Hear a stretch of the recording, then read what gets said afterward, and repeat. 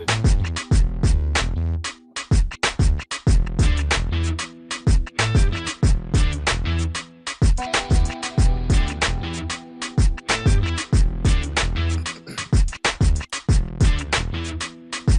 I'm Eric Gagne. You're listening to the Blue Review.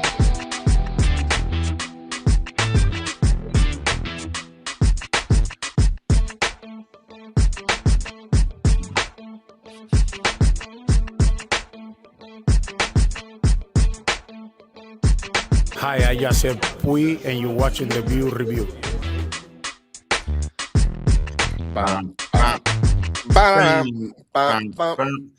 Bring. Hey, good morning. Happy Friday, everybody. Welcome Lasers, to winners.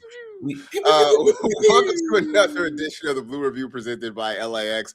I'm Marcas Grant. That is Greg Bergman. We'll be joined by Anthony Witrado in just a bit, but an upbeat ending to an otherwise sort of meh kind of road trip, Greg?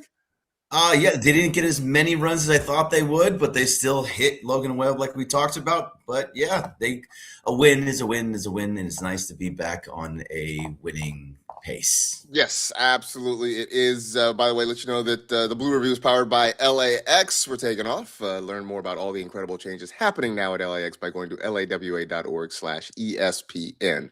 All right, time to bring in our pal Anthony Witrado, who joins us normally on Fridays. And Anthony, I know it was not a great road trip, but a good ending to the road trip. I guess I want to start with you with Tyler Glasnow, because I feel like we've talked about Yamamoto, we've talked about Ohtani. I feel like we haven't given Glasnow his due for what he's done this season, because he's off to a fantastic start, and he looks, I don't know if you can say if he looks mentally like a different pitcher, but he looks like he's more locked in than we've seen in past years. I would say that's definitely the case with him. He's a guy who I think the last couple of seasons has been able to, and we're only a month in here, but he's been able to fly under the radar given all the star power in the rotation now. And so that's probably helped him a little bit, him not being in the focal point and him not being in the spotlight that way. Obviously, I think he's been able to perform in big moments, but and health doesn't, it's not sensitive to like, are people watching you?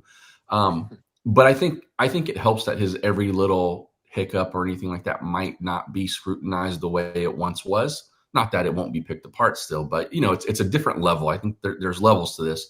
And for him, he's always been one of the guys in all of baseball with the best stuff and the highest ceilings.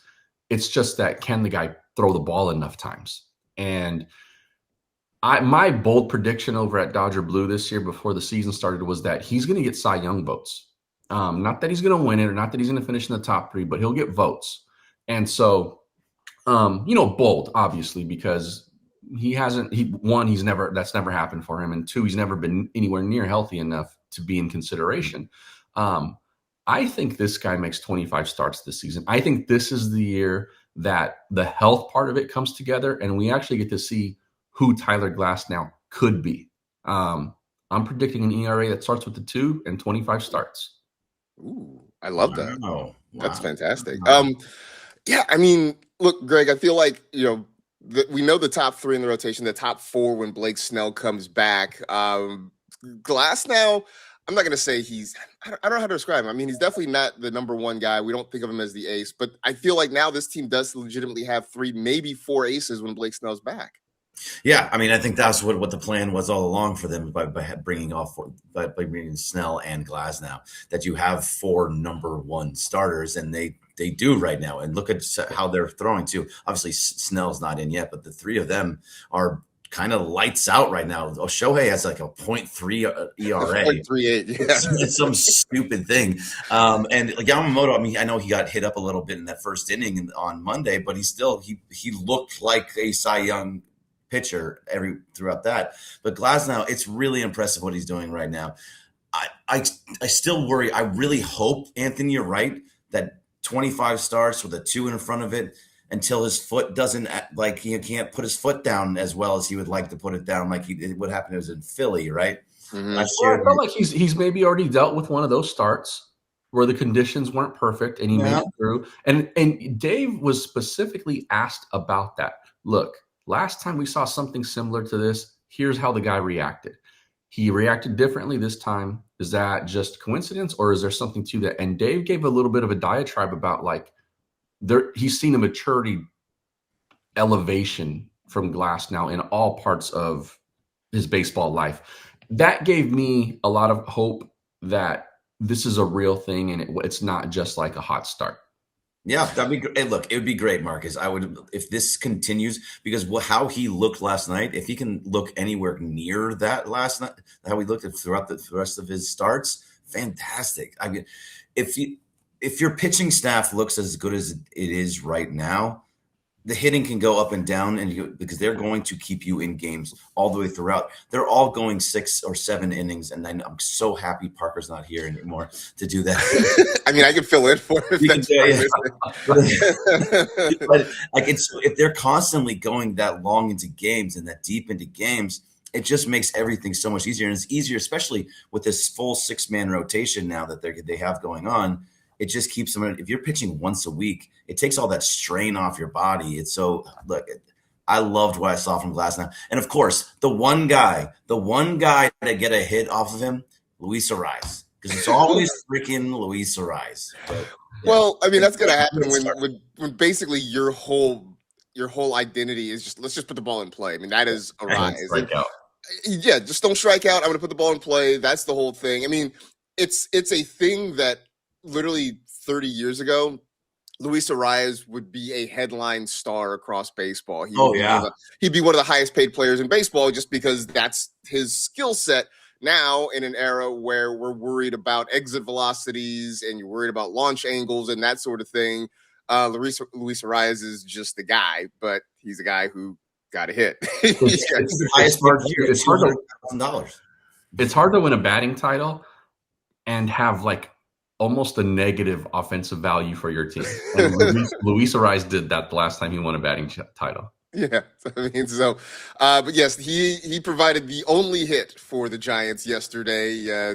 Tyler Glasnow going 8 innings of 1-hit baseball, looked absolutely fantastic. And then Tanner Scott closes it out as the Dodgers win 3-0 yesterday. I didn't even mention that. I'm sure everybody knows that if you're here, you probably have a good idea about it. But the Dodgers get a 3-0 win. They avoid the sweep in San Francisco, finish off a road trip that not great, 3-4 between Colorado and San Francisco. But one of the bright spots from yesterday as well, Anthony, Kyle Tucker, he moves down to the number 4 spot in the lineup, hits a couple of balls hard, gets on base a couple of times. I'm not yet ready to proclaim that this has him finally turning the corner, but it was certainly nice. I wonder, do we see him hitting 4th as more of does this stick for a while, or is this just a one-off to try to see if they can get him going? I thought it was a one-off, but seeing the way, he, I don't want to say reacted, but the day he had, and, which was probably just big coincidence, and listening to the way Dave talked about it, my natural instinct to say like, hey, this was just a thing to shake it up a little bit and he'll be back in the 2 spot, by the end of the weekend. I don't know. We could see this series as a little tester and say like, hey, does this work a little better maybe? So I'm not willing to say that it's completely bogus that he's going to be the cleanup hitter now. I actually think long run he is probably he's better suited for the 2-hole. The lefty thing doesn't bother me so much because him and Shohei can both hit splits. But I think this is something we see across the weekend. I could be wrong, but I think it's not nothing. I'll put it that way. Yeah, I mean, I hope it's something. I really do. I mean, Greg, he actually barreled up a few of them. He crushed a double, hit another ball hard to right field. So I think for us, though, Greg, it's just about making consistent contact. It's lowering the strikeout rate because that's the part to me that's been the most alarming. Yeah, the strikeout rate has been most, but also it's that contact, hitting the barrel that you're talking about. Dave, before the game, talked about he just wants to see him hit up the middle, and that the first double that he hit was a shot right up the middle. So that's exactly what he needs to be doing. So if he can start looking like that again, it's just about having competitive at bats. Every at bat, maybe not every, but most of his at bats before this were all non-competitive. He was swinging at pitches out of the zone. He was just letting pitches go in. He was the typical. He walks into the box and he's 0-2. And that's what it felt like every single time. And it's a rough existence up at a plate when you're starting every at bat 0-2. So it was nice to see him get a little bit off. You're probably right, Anthony, that 2 is the best spot for him. But let's see what this does. Hopefully they just let it try it out. Freddie can go anywhere. So it doesn't matter when Mookie eventually comes back, Mookie can go anywhere. Like, you talk about lefty and righty matchups and all that kind of stuff. I'm going left, right, but doesn't matter. I don't think that top 5, I don't care what order that's in. Yeah, it doesn't affect them so much. Yeah. No, it doesn't matter which arm side you are. It's so the whole thing, like, oh, it really affects which guy they bring in. No, it doesn't. It doesn't. I don't care if you're a lefty or righty versus Shohei. I know he has a little bit more trouble against lefties, but he doesn't have trouble against anybody. Let's just put it that way. Yeah. He generally doesn't. Although lately, I mean, I guess now that we're on the topic of Shohei Ohtani, we might as well kind of stay for a little bit, right? I mean, that's fair. It's fair. I mean, like right now, he is not hitting. I know that there are people in Dodger land. I mean, fans. I don't think anybody in the organization who maybe have a little bit of anxiety about what we've seen from Shohei over the last week or so, right? I mean, just the fact of the matter is he went 0 for 9 in the last couple games of the series, only had 1 hit over the 3 games against San Francisco.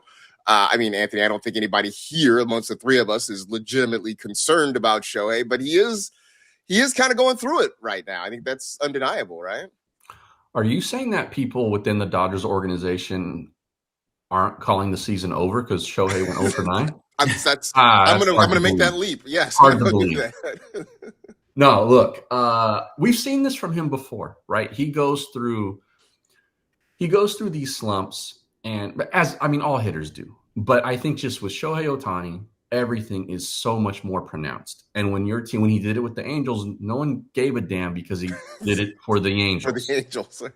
And he's doing it with the Dodgers now. And, you're supposed to win World Series and MVPs, et cetera, et cetera.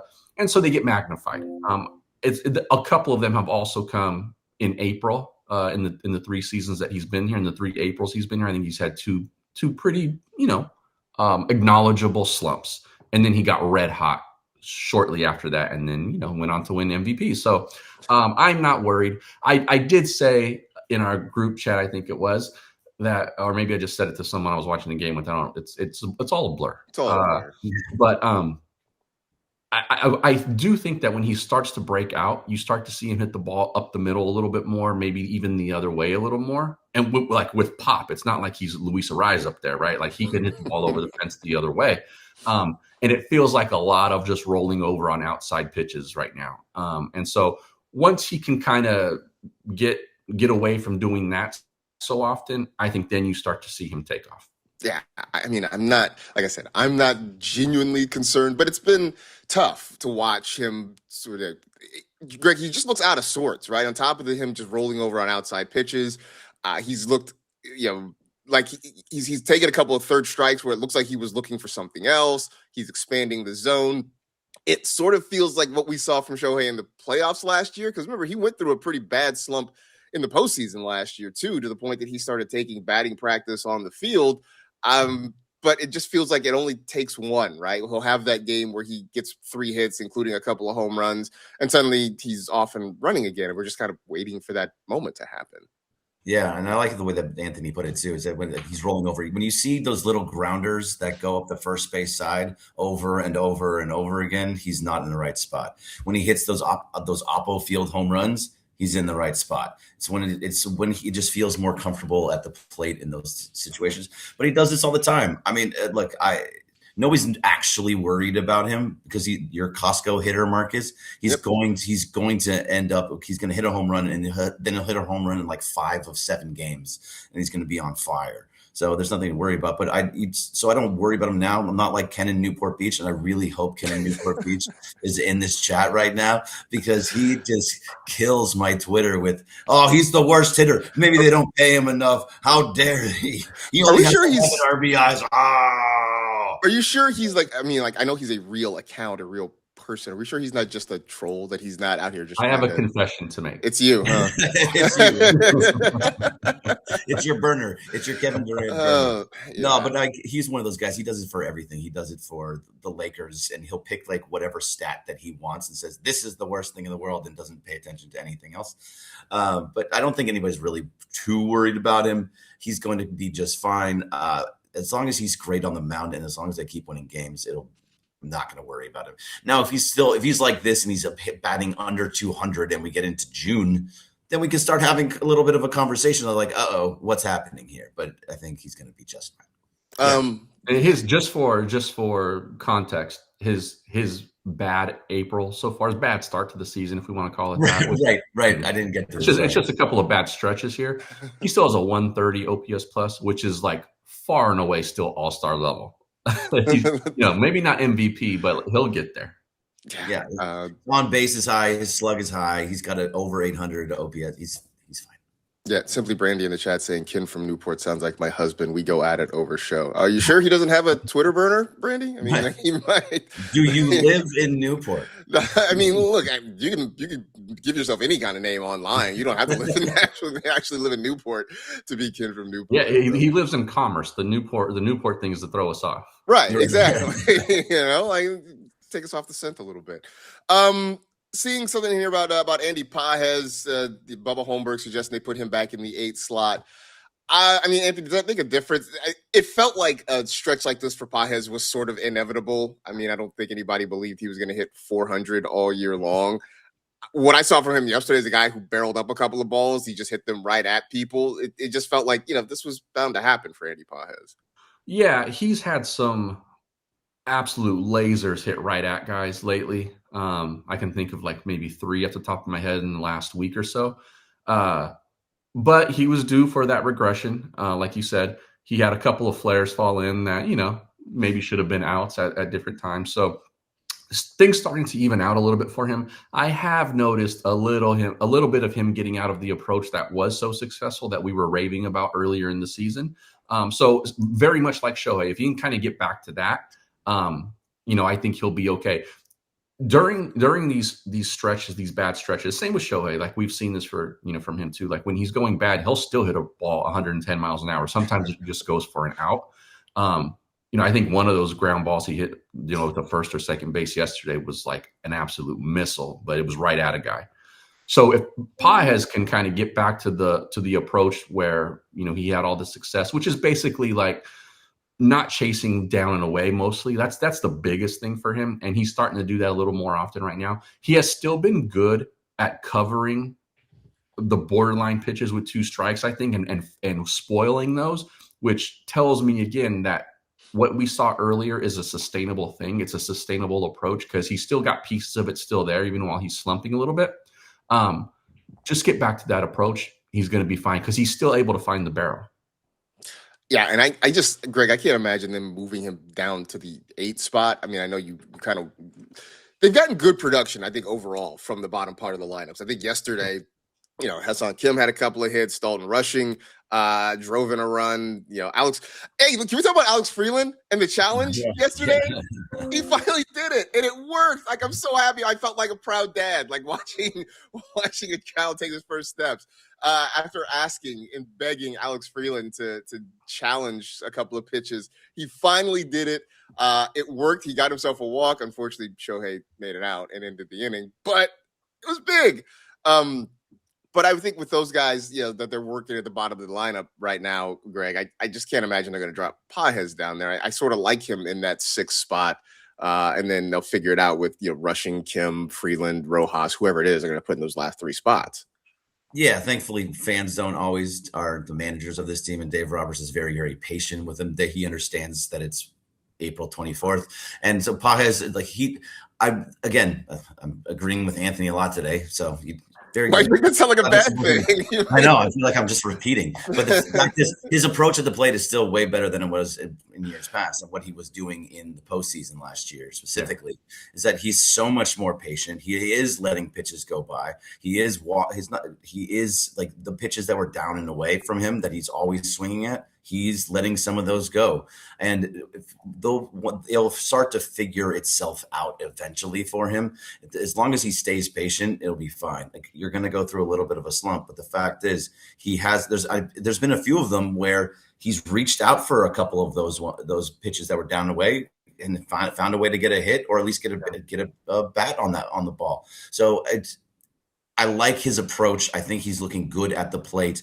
The hits will start to fall again. The fact is that the patience is there a little bit more. So having him in that 6th spot is exactly where you want him to be. Maybe he'll go up every once in a while, but for the most part, it lengthens the lineup like we talk about with Muncy. Having him down there is a huge part because you have to pitch to him, or you can have Ha-Seong Kim or somebody. He's going to get more and more pitches. He's going to be fine. And again, I really like the approach. The bottom of the lineup looks good too. Ha-Seong Kim is really making a name and saying, again, he did this last year, but he's doing it a little bit more consistently now. So when Mookie comes back, when Tommy Edman comes back, Alex Freeland really has to do a lot of work to push Ha-Seong Kim off, because he's doing everything that he's being asked to do. Still strikes out a bunch, still strikes and a lot of pitches. But the fact is, he gets hits, he gets on base, he's super fast.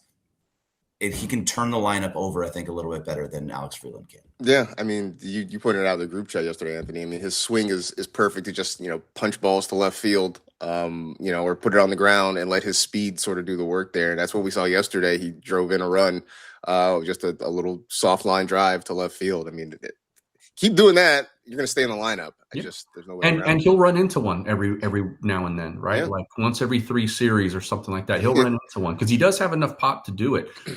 But the way his swing is built, he's going to tend to be streaky unless his focus is hitting the ball to like the shortstop side of second base. And that's not to say he needs to, slap the ball down the line all the time, but just like have that be your intention. And it won't happen every time. You're going to pull some, but I think the way his swing is built, it's sort of the best approach, I think, for him. And when you get something inside on you, he's got the pop to get the bat around and hit it out sometimes. So he's going to be a fun watch, I think, for a lot of times, but I would say be prepared because there will be stretches where it's like, what is this guy doing? Right. Oh, yeah, no, he swings at everything. No, he swings at a lot of things. There are moments where it's just like, dude, it's like he just made up his mind before the pitch was released. And I'm just going to swing. Right? I don't care where it is. I'm just going to swing at it. But he wasn't walking his way off of Korea to Los Angeles, right? That's true. He's got that Ichiro in him too, where he's halfway up the first base line when he's swinging. Like that's probably the only comparison with Ichiro. Oh, yeah. No, just that part. None of the other parts of Ichiro, just that part. All right. The Dodgers start a 3-game series this weekend with the Cubs, the Red Hot Cubs, who have won 9 in a row, including yesterday, and just a wild one at Wrigley Field, to come from behind win. So they come in playing some great baseball. I saw a lot in the chat asking the fans, hoping the fans are going to boo Pete Crow Armstrong. And Craig Counsell. And Craig Counsell, I think, is going to get a bigger boo than anybody right now. Yeah. I don't know. PCA's not even playing well. Is it even be fun to boo him? I don't Shocking. know. Right? I don't know. Last year when they came here, he was the greatest man alive. Like, they couldn't get him out. He was making ridiculous catches all day. I couldn't wait for him to get out of Dodger Stadium. So we will see. Jameson Taillon getting the start for the Cubs tonight, going against Emmett Sheehan. Roki Sasaki on Saturday, so I'm sure we'll have plenty to talk about when Monday comes around. Anthony, always good to see you on a Friday. Hopefully catch up with you next week. Yes, sir. You guys have a good weekend. All right, you too as well. Everybody in the chat, you have a good weekend as well. We appreciate you being here. Stick around for the Sedano and Cap morning extravaganza. I'm sure they will have a lot to say, not only about the Dodgers, but even more probably about the Rams and their first-round draft pick. More draft coverage coming up today. Selfishly, I will be with Mason in Ireland over at the Rams draft party, so you can come check me out from noon to 2. Thanks to Carlo and Brooke for getting us up in production assistance this morning. Thanks to LAX as well. For Anthony, for Greg, I am Marcus. It's been the Blue Review presented by LAX. Back with you Monday morning, 6:30 to 6:55 here on the ESPN LA YouTube channel. Have a good weekend, everybody. We'll see you. Good to see you.